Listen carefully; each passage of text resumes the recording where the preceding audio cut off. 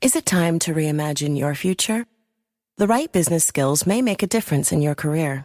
At Capella University, we offer a relevant education that's designed to focus on what you need to know in the business world. We'll teach professional skills to help you pursue your goals, like business management, strategic planning, and effective communication. And you can apply these skills right away. A different future is closer than you think with Capella University.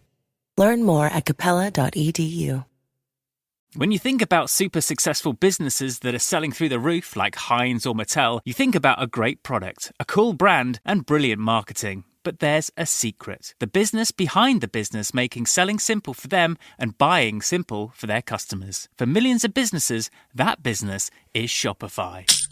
Upgrade your business and get the same checkout as Heinz and Mattel. Sign up for your $1 per month trial period at shopify.com/promo, all lowercase. Go to shopify.com/promo to upgrade your selling today. Shopify.com/promo. It's November 11th, 1724, and another remarkable event is about to be uncovered by Arion, Rebecca, and Olly, the Retrospectors.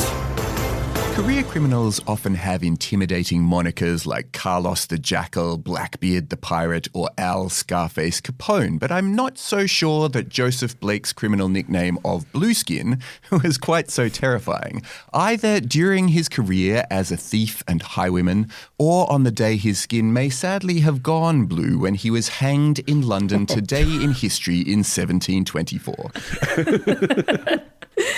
Yeah, and historically the speech from the scaffold has been the condemned man's last opportunity to beg forgiveness or protest innocence, curse his enemies, but we're not quite clear what Blake used his for because he was extremely intoxicated after being allowed a pre-hanging stop-off at the Griffin Tavern in Holborn. This was a traditional part of the hanging process at the time. He did slur his words as he prepared for his hanging and apparently was trembling and weeping, so overall not very coherent and hasn't left us with any inspiring or blood-curdling final words. Well, he was only 28 years old and, he was only dying because he was being executed. He was only being executed because he committed crimes. And I suppose he was thinking back across his life of poor decisions. Or as Hayward says in his Lives of the Most Remarkable Criminals, quote, Blueskin always deserves to be remembered as one who thought wickedness the greatest achievement and studiously took the paths of infamy in order to become famous.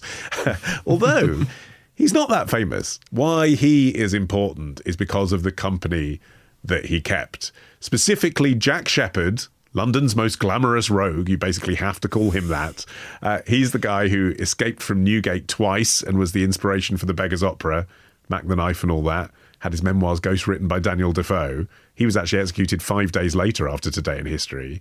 And he was mates, and this is the thing that had kept him out of prison for all of his years up to this point, with a chap called Jonathan Wilde. And Jonathan Wilde himself turned out to be a criminal mastermind whom the state would execute a short time later. But at this day in history, that's not what London society thought. Yeah, now Jonathan Wilde is a fascinating figure. He was a thief-taker by profession, which is kind of like a private investigator. He referred to himself as the thief-taker general because he promoted himself to this highfalutin version of his rank.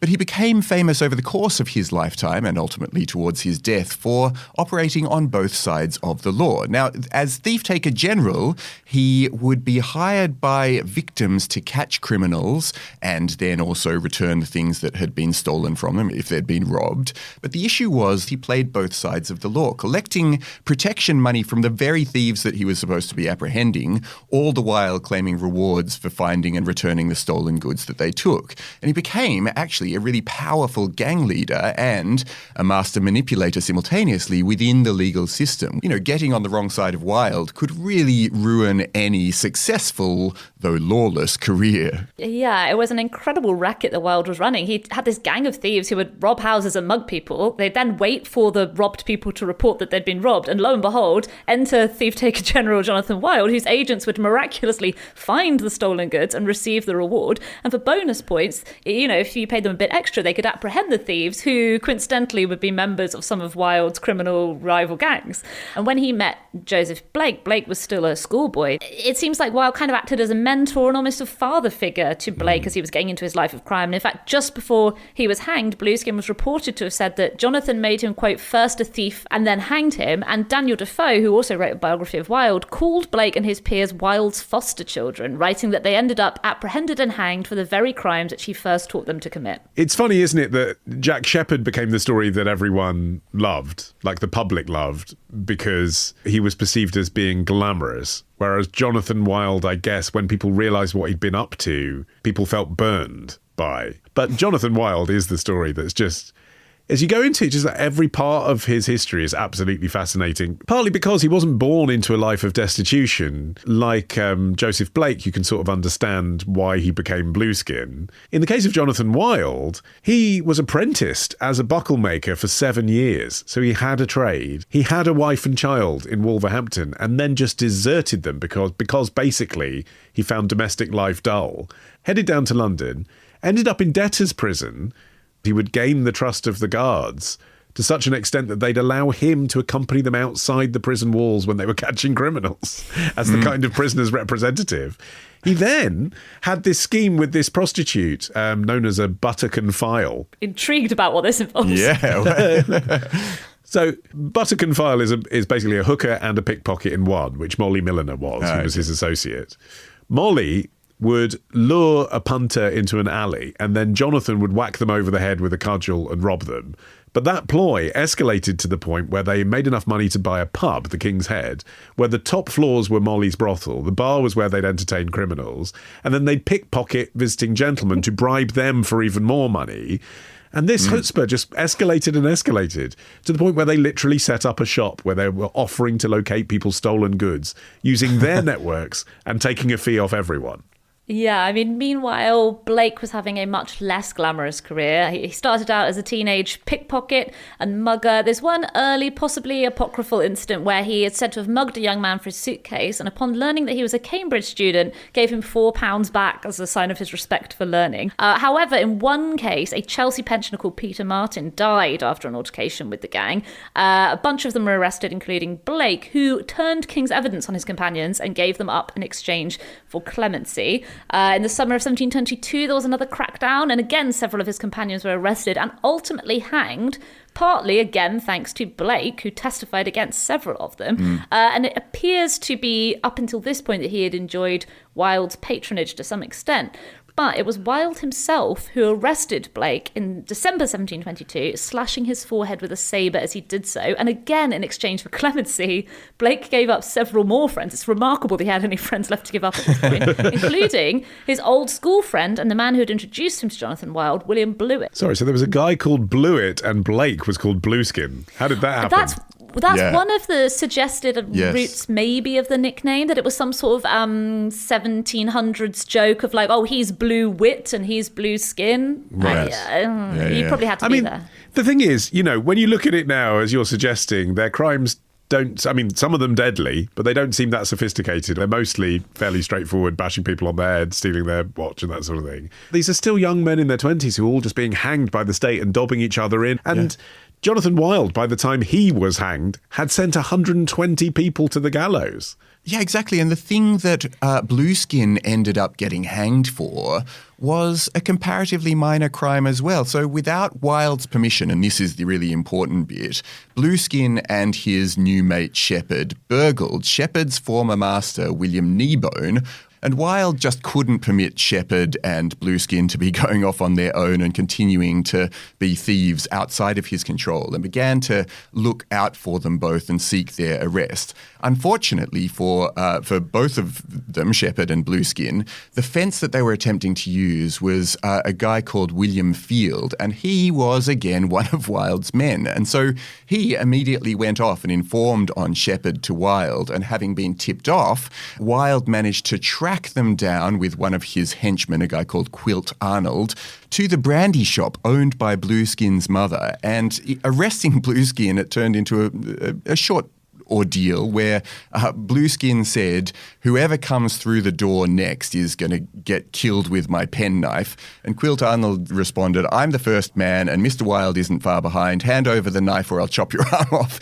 Blueskin promptly dropped the knife and was taken into custody.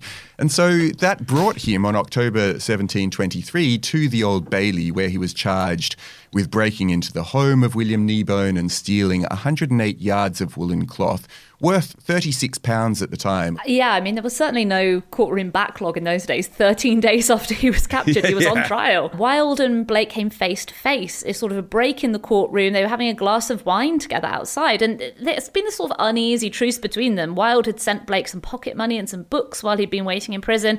But then when Blake approached him and said, give me a break, put in a good word so that he could be transported rather than hanged, Wilde declined. He reportedly said, you are certainly a dead man and will be tucked up very speedily. And Blake kind of snapped when he heard this. He lunged at him with the penknife and slashed at his throat, wounding him quite severely, but not fatally because he was wearing a stiff muslin neckstock. Blake was swiftly pulled off and Wilde was taken for medical help. Sheppard, who was being held next door in Newgate Prison, used the commotion to pull off his fourth escape. But as ever, he was swiftly recaptured. He was very good at getting out, but not good at staying out. And ultimately, this altercation between the two, Blueskin and Wilde, was the thing that contributed to Blueskin being hanged, but also Wilde's injuries from Blueskin's attack left him bedridden and kind of decreased his control over his own criminal network. And after his recovery, he used violence to perform a jailbreak for one of his gang members, but basically the public had had enough of him, and Wilde ended up behind bars and went to trial, and the whole story came out. So he wasn't one of those people who in his lifetime got to get away with it all, but actually it all fell apart, and he was eventually convicted and sentenced to death just for the crime of stealing 50 yards of lace himself. One thing that Sheppard did leave us, however, is a note that he wrote to Blueskin as Blueskin was preparing to be hanged. I think words for all of us. Comfort thyself. A couple of kicks, a shrug, a wry neck, and a pissed pair of breeches will make thee snug and easy. Warm words, indeed. Tomorrow.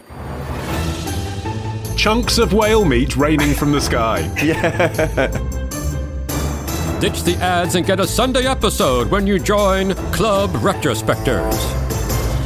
Patreon.com/retrospectors.